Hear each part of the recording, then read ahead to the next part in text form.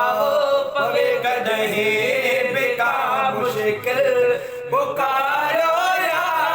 रसूल अल्लाह पुकारन या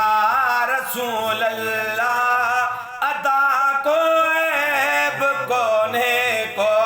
पुकारो या रसूल अल्लाह अदा को ऐब कोने को उन्होंने लाए ऐब हूँ तो चल उन्होंने लाए ऐब हूँ तो चल विसारो या रसूल अल्लाह पवे कदही बिका मुश्किल पुकारो या रसूल अल्लाह पवे कदही बिका मुश्किल पुकारो या रसूल अल्लाह पढ़ी सलवात सुहारी इन्हें सलवात जे सदके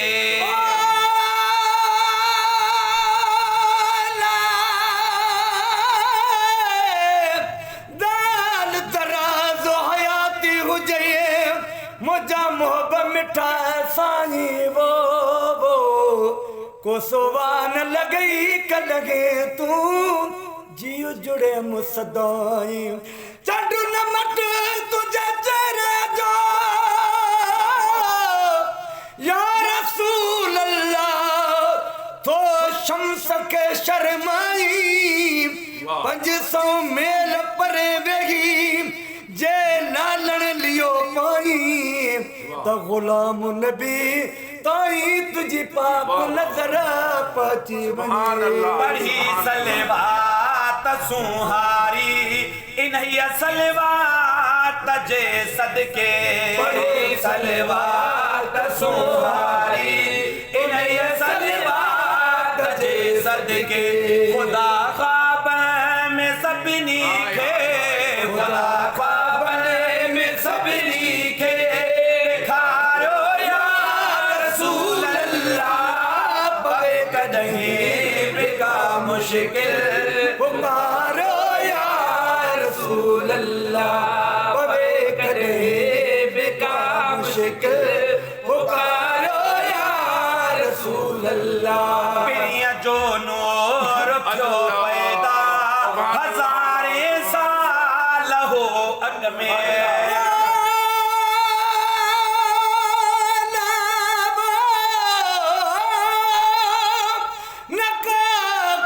फयकून हुई नकील लहम वो बनो न बुद्ध में अञा की आदम बेटा जो घोट लती बुचे मुंह तो ही सी सन उहा साना सुपरी वो रस या रसूल अल्लाह पिरिया जो नूर थियो पैदा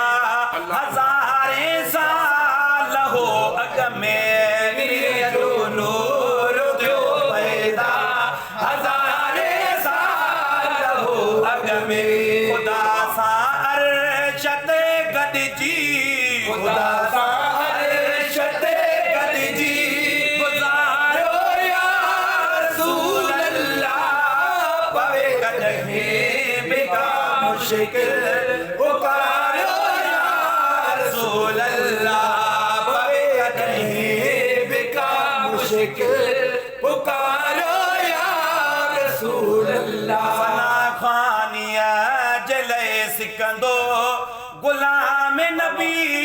महेसर हो